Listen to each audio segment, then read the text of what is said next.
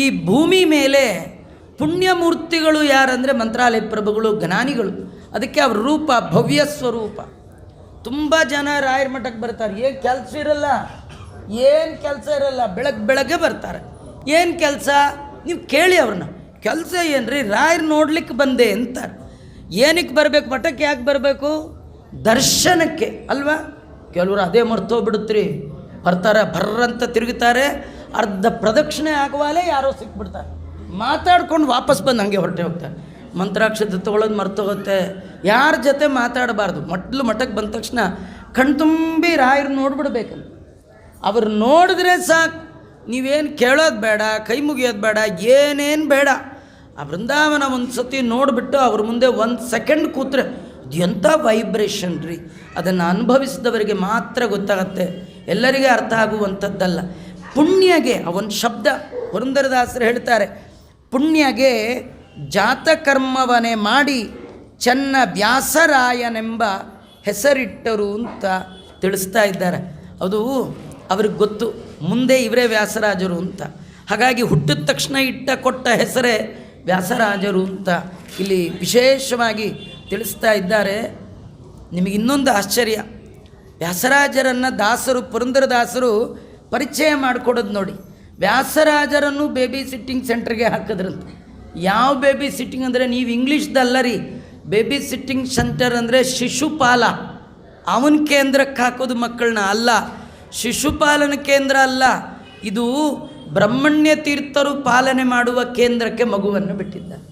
ಬ್ರಹ್ಮಣ್ಯ ತೀರ್ಥರು ಮಗುನ ಪಾಲನೆ ಮಾಡೋದು ಒಂದು ಹೇಳಿ ಕೇಳಿ ಬ್ರಹ್ಮಚರ್ಯದಲ್ಲಿ ಸನ್ಯಾಸ ತೆಗೆದುಕೊಂಡ ಮಹಾನುಭಾವರು ಬ್ರಹ್ಮಣ್ಯ ತೀರ್ಥರು.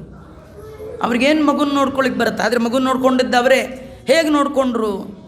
ಸುರಭಿ ಮೊಲೆ ಶಿಶುವಿಗೆ ಉಣಿಸಿ. ನೋಡಿ, ಹುಟ್ಟಿದಾಗ ವ್ಯಾಸರಾಜ ಗುರು ಸಾರ್ವಭೌಮರು ಏನು ತಮ್ಮ ಆಶ್ರಮದಲ್ಲಿ ಸುರಭಿ ಗೋವುಗಳಿದೆ, ಆ ಹಾಲನ್ನು ಅದನ್ನು ಸಾಲಿಗ್ರಾಮಕ್ಕೆ ಅಭಿಷೇಕ ಮಾಡಬೇಕು. ನರಸಿಂಹ ಸಾಲಿಗ್ರಾಮಕ್ಕೆ ಅಭಿಷೇಕ ಮಾಡಿದ್ದನ್ನು ತಮ್ಮ ಕೈಯಾರ ಮಗು ಕೊಡಬೇಕು. ಏನು ಪುಣ್ಯ ರೀ! ಸುಮ್ಮನೆ ಒಳಗೆ ಆಚಾರ ಒಂಚೂರು ಮಂತ್ರಾಕ್ಷತೆ ತಂದುಕೊಟ್ರೆ ಲಕ್ಕಿ ಲಾಟ್ರಿ ಹೊಡೆದಷ್ಟು ಖುಷಿ ಪಡ್ತಾರೆ ಆ ಮಂತ್ರಾಕ್ಷತೆ ಯೋಗ್ಯತೆ ತಿಳಿದು. ಯಾರೋ ಇದು ರಾಯರ ಮಠದ ಮಂತ್ರಾಕ್ಷತೆ ಅಂತ ಬೀದಿಲಿ ಕೊಟ್ಟರೆ ಕಣ್ಗೊತ್ಕೊಂಡು ಹಾಕ್ಕೊಳ್ತಾರೆ. ಅಂಥದ್ರಲ್ಲಿ ಎಂಥ ಆಶ್ಚರ್ಯ! ವ್ಯಾಸತೀರ್ಥರು ಇಂತಹ ಒಂದು ಅವರ ಒಂದು ಶ್ರೇಷ್ಠತೆ. ನಿತ್ಯದಲ್ಲಿ ಸ್ವತಃ ಬ್ರಹ್ಮಣ್ಯ ತೀರ್ಥರು ಅಭಿಷೇಕ ಮಾಡಬೇಕು, ಆ ಹಾಲನ್ನು ಮಗುವಿಗೆ ಕೊಡಬೇಕು. ನೋಡಿ ಏನು ಆಶ್ಚರ್ಯ ಅಂದರೆ, ಬ್ರಹ್ಮಣ್ಯ ತೀರ್ಥರು ಕೊಟ್ಟ ಹಾಲು ಕುಡಿದದ್ದಕ್ಕೆ ಅದು ವೇಸ್ಟ್ ಆಗಲಿಲ್ಲ ರೀ, ಅದು ಮರಳಿ ವಾಪಸ್ ಬಂತು. ಅವರು ಹಾಕಿದ್ದು ಹಾಲು, ಬಂದದ್ದು ಅಮೃತ. ಯಾವುದದು? ನ್ಯಾಯಾಮೃತ. ದೊಡ್ಡವರ ಕೈಯಲ್ಲಿ ಸ್ವೀಕಾರ ಮಾಡಿದ್ದು ಹೇಗೆ ಜಗತ್ತಿಗೆ ವಾಪಸ್ ಬರುತ್ತೆ. ಇದು ಕಥೆ ಏನು ಗೊತ್ತಾ? ಸಾತ್ವಿಕವಾದ ಆಹಾರ, ಸಜ್ಜನರು ಕೊಟ್ಟದ್ದು, ಹರಸಿ ಕೊಟ್ಟದ್ದು, ಹಾರೈಸಿ ಕೊಟ್ಟದ್ದು, ಆಶೀರ್ವಾದ ಮಾಡಿ ಕೊಟ್ಟದ್ದು, ಭಗವಂತನಿಗೆ ಅರ್ಪಿತವಾದದ್ದು, ಭಗವಂತನ ಭಕ್ತರು ಕೊಟ್ಟದ್ದು, ಇದು ಭಾಗ್ಯ.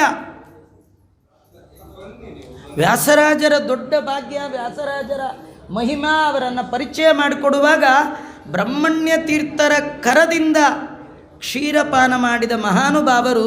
ಆದ್ದರಿಂದಲೇ ಅವರ ಬಾಯಲ್ಲಿ ಜಗತ್ತಿಗೆ ಎಂದೆಂದೂ ಕೆಡದ, ಹಾಳಾಗದ, ಜಗತ್ತಿನ ಸಜ್ಜನರಿಗೆ ಉತ್ತರೋತ್ತರ ಜ್ಞಾನಕ್ಕೆ ಬೇಕಾಗುವಂಥ ದಿವ್ಯ ಜ್ಞಾನದ ಅಮೃತ, ನ್ಯಾಯಾಮೃತ ಹೊರಬರಲಿಕ್ಕೆ ಸಾಧ್ಯ ಆಯಿತು. ಬರೀ ಇಷ್ಟೇ ಅಲ್ಲ ರೀ, ನಿತ್ಯದಲ್ಲಿ ಮಗುವಿಗೆ ಅಲಂಕಾರ ಮಾಡ್ತಿದ್ರಂತೆ.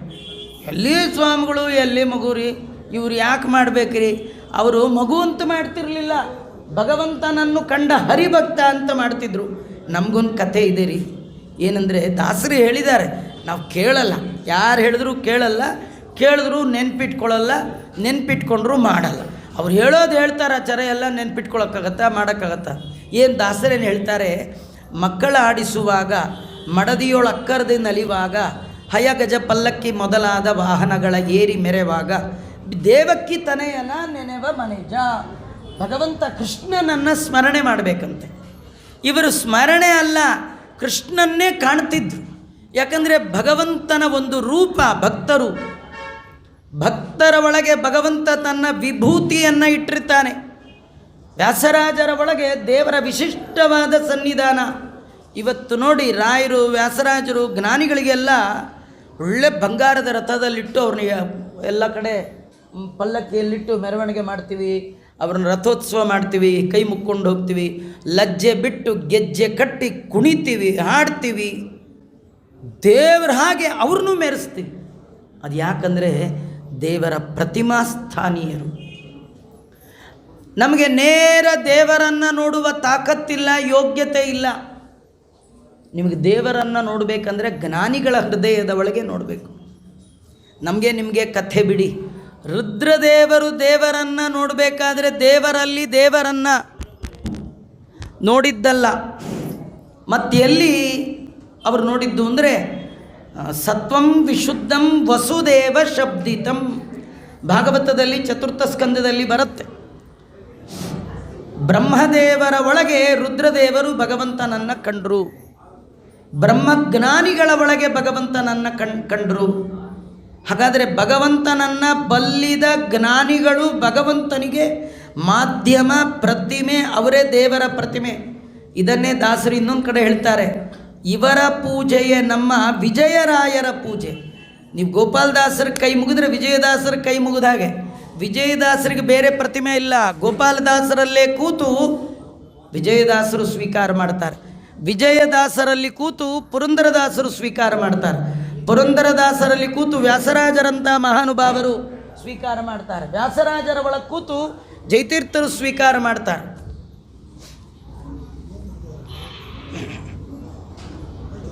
ಹಾಗಾಗಿ ಬ್ರಹ್ಮಣ್ಯ ತೀರ್ಥರು ನಿತ್ಯದಲ್ಲಿ ಆ ಪುಟ್ಟ ಮಗುವಿಗೆ ಇದು ಭಗವಂತನ ಪ್ರತಿಮೆ ಅಂತ ಅಲಂಕಾರ ಮಾಡ್ತಿದ್ರು. ನಾವು ಅಷ್ಟೇ, ನಮ್ಮನೇಲಿ ಪುಟ್ಟ ಮಕ್ಕಳಿದ್ದರೆ ಸ್ನಾನ ಮಾಡಿಸಿ, ಸ್ನಾನ ಮಾಡಿಸುವಾಗ ದೇವರಿಗೆ ಮಾಡಿಸ್ತಾ ಇದ್ದೀನಿ ಅಂತ ತಿಳ್ಕೊಳ್ಳಿ. ದೇವರಿಗೆ ಮಾಡಿಸುವಾಗ ಎಷ್ಟು ಭಕ್ತಿ ಇರುತ್ತೆ, ಅಲ್ಲಿ ಭಕ್ತಿ ಅಲ್ಲ ಪ್ರೀತಿ ಇರಲಿ, ಪ್ರೀತಿಯಿಂದ ಮಾಡಿಸಿ, ದೇವರಿದ್ದಾನೆ ಅಂತ ತಿಳ್ಕೊಂಡು ಮಾಡಿಸ್ರಿ. ಅರಳೆಲೆ ಮಾಗಾಯಿ ಕರ್ಣ ಕುಂಡಲ ಬಿಟ್ಟು ಸರಪಳಿ ಪದ ಹುಲಿಯುಗುರು ಕಟ್ಟಿದರಾಗ. ನೀವು ಈ ಕಥೆಯನ್ನು ಕೃಷ್ಣನಲ್ಲಿ ಕೇಳ್ತೀರಿ. ಕೃಷ್ಣನ ಕೊರಳಲ್ಲಿ ಅರಳಲೆ ಮಾಗಾಯಿ, ಕೊರಳಿಗೆ ಹುಲಿಯುಗುರು ಯಾರಮ್ಮ ಅಂತೆಲ್ಲ ಕೇಳ್ತೀವಿ. ಆ ಕೃಷ್ಣನ ಏನು ಕಥೆ ಇದೆ ಅದನ್ನೇ ನೆನಪು ಮಾಡಿಕೊಂಡು ಕೃಷ್ಣ ಭಕ್ತರಾದ, ನರಸಿಂಹ ಭಕ್ತರಾದ, ಮುಂದೆ ಕೃಷ್ಣನನ್ನೇ ಕುಣಿಸುವವರಾದ ಇವರಿಗೆ ಕೃಷ್ಣನಂತೆ ಅಲಂಕಾರ ಮಾಡಿ. ಸುಮ್ಮನೆ ನಿಮಗೊಂದು ಉದಾಹರಣೆ ಹೇಳ್ತೇನೆ. ಈ ಅಂಗಾರಕ್ಷತೆ ನೋಡ್ಕೊಂಡು ಎಷ್ಟೋ ಜನ ಆಚಾರ್ಯ ರಾಯರು ನೋಡಿದಾಗ ಆಗತ್ತೆ. ರಾಯರು ನಮ್ಮಲ್ಲಲ್ಲ, ರಾಯರಿಟ್ಟಿರೋ ಅಂಗಾರಕ್ಷತೆ ಒಳಗೆ ರಾಯರು ಕಾಣ್ತಾರಷ್ಟೇ. ನಾವೇ ರಾಯರಿರ್ಬೋದೇನೋ ಅಂತ ಕನ್ಫ್ಯೂಷನ್ ಆಗ್ತದೆ. ಅದೆಲ್ಲ ಅವರು ಕಾಲಿಗೆ ಹಚ್ಕೊಳ್ಳೋ ಮಣ್ಣು ನಾವು ಆಗಿಬಿಟ್ರೆ ಸಾಕು, ಜನ್ಮಕ್ಕೆ ಉದ್ಧಾರ ಆಗಿಬಿಡ್ತೀವಿ. ಎಂದು ಅವರವರೇ ನಾವೇ ಅಲ್ವಾ? ಇಲ್ಲ, ಅದನ್ನು ವರ್ಣನೆ ಮಾಡ್ತಾ ಇದ್ದಾರೆ. ವ್ಯಾಸರಾಜರಿಗೆ ಅಲಂಕಾರ ಮಾಡುವಾಗ ಅವರಿಗೆ ಕೃಷ್ಣಂದೇ ನೆನಪು. ಹಾಗಾಗಿ ಕೃಷ್ಣ ಏನೆಲ್ಲ ಅಲಂಕಾರ ಮಾಡಿಕೊಳ್ತಿದ್ದ, ಕೃಷ್ಣನ ಭಕ್ತರು, ಕೃಷ್ಣನನ್ನು ಕುಡಿಸುವವರು, ಕೃಷ್ಣನ ಸನ್ನಿಧಾನಕ್ಕೆ ಪಾತ್ರರಾದವರು ಅಂತೇಳಿ ಈ ವ್ಯಾಸರಾಜರು ಪುಟ್ಟ ಮಗುವಾಗಿರುವಾಗ ಅರಳೆಲೆ ಮಾಗಾಯಿ ಕರ್ಣಕುಂಡಲ, ಆ ಮಗುವಿಗೆ ಒಳ್ಳೆ ವಜ್ರದ ಕುಂಡಲ, ಕರ್ಣಕುಂಡಲ, ಆಮೇಲೆ ಕುತ್ತಿಗೆಯಲ್ಲಿ ಹುಲಿಯುಗುರು, ಅದರದ್ದು ಒಳ್ಳೆ ಸರ್ಪಳಿ ಎಲ್ಲ ಹಾಕಿ ಅಲಂಕಾರ ಮಾಡ್ತಾ ಇದ್ದಾರಂತ. ಇನ್ನೊಂದೇನೆಂದರೆ ನೋಡಿ, ಇದು ಭಾಳ ಆಶ್ಚರ್ಯ. ಅಪ್ರಬುದ್ಧರಾದವರು ಮಾತ್ರ, ಯಾರಿಗೆ ಭಗವಂತನನ್ನು ಚೇತನ ಪ್ರತಿಮೆಗಳಲ್ಲಿ ನೋಡುವ ತಾಕತ್ತಿಲ್ಲ. ನಿಜವಾಗಿ ಎಲ್ಲರ ಒಳಗೆ ದೇವರಿದ್ದಾನೆ. ಆದರೆ ನಮಗೆ ಯಾರನ್ನು ನೋಡಿದ್ರೂ ದೇವರು ಯಾಕೆ ಕಾಣಲ್ಲ ಅಂದರೆ ಅವ್ರ ದೋಷನೇ ನಮಗೆ ಕಾಣ್ತಾ ಇರುತ್ತೆ. ಅವ್ರನ್ನ ಹೆಸರು ಎತ್ತಬೇಡಿ, ಅವ್ರನ್ನ ನೋಡೋಕೆ ನಂಗೆ ಆಗಲ್ಲ, ಅವ್ನ ಮೈ ಉರಿದೋ, ಇದೆಲ್ಲ ದುರ್ಬುದ್ಧಿ. ನಿಜವಾಗಿ ಅವರಲ್ಲಿ ದೇವರಿರೋದು ನಿಮಗೆ ಕಾಣಿಸ್ತಾ ಇದ್ದರೆ ದ್ವೇಷ ಹೇಗೆ ಮಾಡ್ತೀರಿ? ನಮ್ಗೆ ಯಾರೂ ಒಳ್ಳೆಯವರೇ ಕಾಣಲ್ಲ, ಅದೇ ಬಂದಿರೋದು ಪ್ರಾಬ್ಲಮ್. ಆದರೆ ಜ್ಞಾನಿಗಳಿಗೆ ಎಲ್ಲರ ಒಳಗೆ ದೇವರನ್ನೇ ಕಾಣ್ತಾರೆ. ಅದರೊಳಗೂ ನಿಷ್ಕಲ್ಮಶರಾದವರು, ಸದಾ ಭಗವಂತನನ್ನು ಹೃದಯದಲ್ಲಿಟ್ಟ ಜ್ಞಾನಿಗಳು, ಇನ್ನೊಬ್ಬ ಜ್ಞಾನಿಗಳು ಆ ಜ್ಞಾನಿಯನ್ನು ಭಗವಂತನ ಸ್ವರೂಪದಂತೆ ಕಾಣ್ತಾರೆ. ಯಾಕಂದರೆ ಆ ಹೃದಯ ಅಷ್ಟು ಕ್ಲೀನ್. ಚೆನ್ನಾಗಿ ದೇವರು ಕಾಣ್ತಾರೆ. ಯಾವ ಕನ್ನಡಿ ಚೂರು ಧೂಳಿಲ್ಲ ಅದರಲ್ಲಿ ನಮ್ಮ ಮುಖ ಚಂದ ಕಾಣುತ್ತೆ. ಹಾಗಾದರೆ ದೇವರು ಕಾಣಬೇಕಾದ್ರೆ ಈ ಹೃದಯ ಅನ್ನುವ ಕನ್ನಡಿ ಅಹಂಕಾರ ಮಮಕಾರಗಳ ಧೂಳಿನಿಂದ ಹೊರತಾಗಿರಬೇಕು. ಅಹಂಕಾರ ಮಮಕಾರ ಇಲ್ಲದ ಮಹಾನುಭಾವರು ವ್ಯಾಸರಾಜರು. ಅಲ್ಲ, ನಿಮ್ಗೇನು ಗೊತ್ತಾಯ್ತು ಆಚಾರ್ಯ, ಇಲ್ಲೇನು ಬರೆದಿದ್ದಾರೆ? ಇಲ್ಲಿ ಬರೆಯಲ್ಲ ರೀ. ಇದೇ ಕತೆ ನೀವು ಸಪ್ತಮ ಸ್ಕಂದದಲ್ಲಿ ನೋಡಬೇಕು. ಅವರಲ್ಲಿ ಏನಿತ್ತು ಅವರಲ್ಲಿ ಏನಿಲ್ಲ ಅಂತ ವ್ಯಾಸರಾಜರು ಹೇಳ್ತಾರೆ, ವೇದವ್ಯಾಸ ದೇವರು ಹೇಳ್ತಾರೆ. ಇದೇ ವ್ಯಾಸರಾಜರು ಪ್ರಹ್ಲಾದರಾಜರಾಗಿದ್ದಾಗ ಅವರಲ್ಲಿ 4 ಇತ್ತು, 2 ಇರಲಿಲ್ಲ. ಇದ್ದದ್ಯಾವುದು ಇಲ್ಲದ್ಯಾವುದು? ಸಿಂಪಲ್ ಗೊತ್ತಾ? ಅವರಲ್ಲಿ ಏನಿತ್ತು ಅದು ನಮ್ಮಲ್ಲಿಲ್ಲ, ಅವರಲ್ಲಿ ಏನಿಲ್ಲ ಅದು ನಮ್ಮಲ್ಲಿದೆ. ಅದೇನು ಆಚಾರ್ಯ? ಅವರಲ್ಲಿ ಏನಿತ್ತು ಗೊತ್ತಾ? ವಿದ್ಯಾ, ಅರ್ಥ, ರೂಪ, ಜನ್ಮ. ರಾಯರಲ್ಲಿ, ಪ್ರಹ್ಲಾದರಾಜರಲ್ಲಿ, ವ್ಯಾಸರಾಜರಲ್ಲಿ 4 ಇತ್ತಂತೆ. ಏನಿತ್ತು? ವಿದ್ಯಾ. ಏನು ವಿದ್ಯಾ ರೀ ಅವ್ರದ್ದು? ಪ್ರಹ್ಲಾದರಾಜರದು ಅಮ್ಮನ ಹೊಟ್ಟೆಯಲ್ಲಿರುವಾಗಲೇ 100 ವರ್ಷದ ಕೋರ್ಸ್ ಮಾಡಿದ್ದ. ನಮ್ಮದೆಲ್ಲ 2 ವರ್ಷ, 3 ವರ್ಷ, 10 ವರ್ಷ ಓದಿದ್ದೇನೋ 1 ವರ್ಷ. ಆ 365 ದಿವಸದಲ್ಲಿ 300 ದಿನ ಮೇಷ್ಟ್ರು ನೋಡಿದೆ. ಆ ಕಡೆ ಈ ಕಡೆ ನೋಡಿದ್ದೇ ಜಾಸ್ತಿ, ಕಿಟಕಿ ಕಡೆ ನೋಡಿದ್ದೇ ಜಾಸ್ತಿ, ಫೇಸ್ಬುಕ್ ನೋಡಿದ್ದೇ ಜಾಸ್ತಿ. ಗುರುಗಳು ಫೇಸೇ ನೋಡಿಲ್ಲ, ಎಷ್ಟೋ ಜನ ಹಂಗೆ ಪಾಸ್ ಆಗಿಬಿಟ್ಟಿರ್ತಾರೆ. ಈಗೆಲ್ಲ ಆನ್ಲೈನ್. ಆ ಥರ ಅಲ್ಲ ರೀ, ಅಮ್ಮನ ಹೊಟ್ಟೆ ಒಳಗೆ 100 ವರ್ಷ ಓದಿದ್ದಾರೆ.